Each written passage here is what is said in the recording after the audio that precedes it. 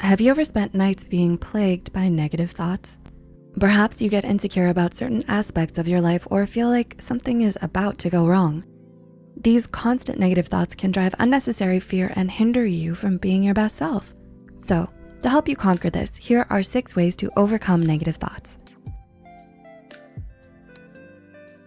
Number 1, recognize cognitive distortions.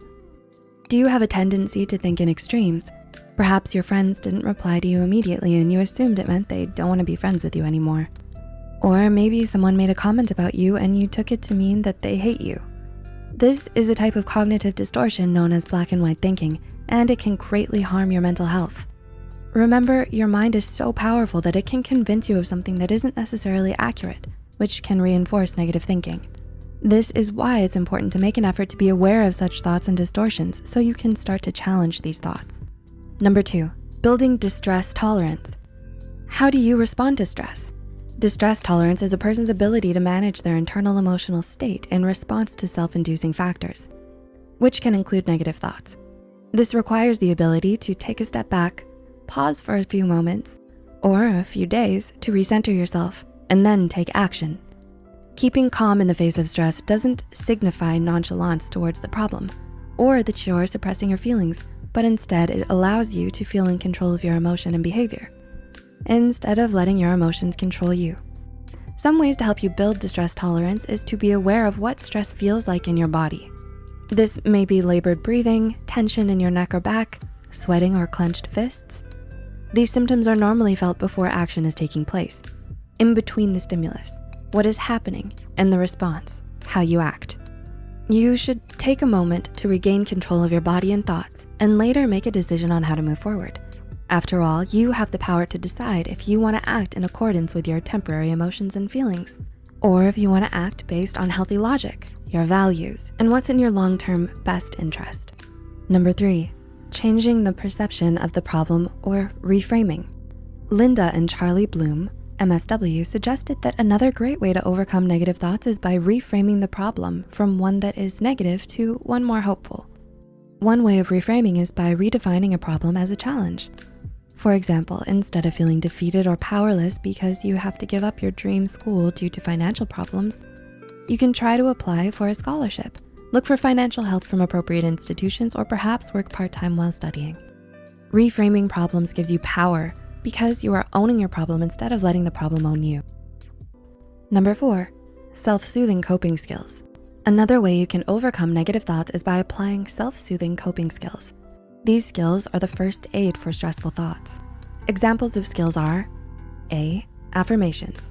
These are short and powerful words you can tell yourself to assist you in having positive thoughts. For instance, I may not be in control of this situation, but I have control over myself, and that is enough. B, deep breathing. Have you noticed that when you get upset, your breathing automatically becomes more rapid and shallow? Deep breathing can help counter this and make you feel more relaxed. C, replace thoughts with cognitive abilities.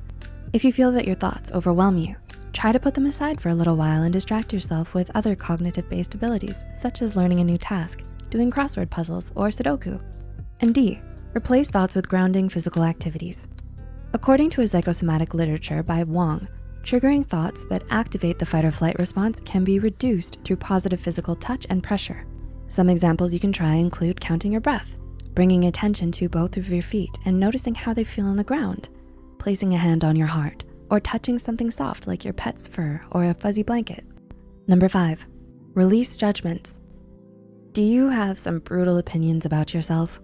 Sometimes no matter how successful or happy you seem externally, you may still hold on to destructive and judgmental thoughts about yourself. You might compare yourself to your ideal version of yourself or to other people and feel like you fall short. Because of this, it's important to learn to let go of such judgments. Even if it's hard to do, it's definitely possible with some practice. And in time, you may find yourself more at peace with yourself.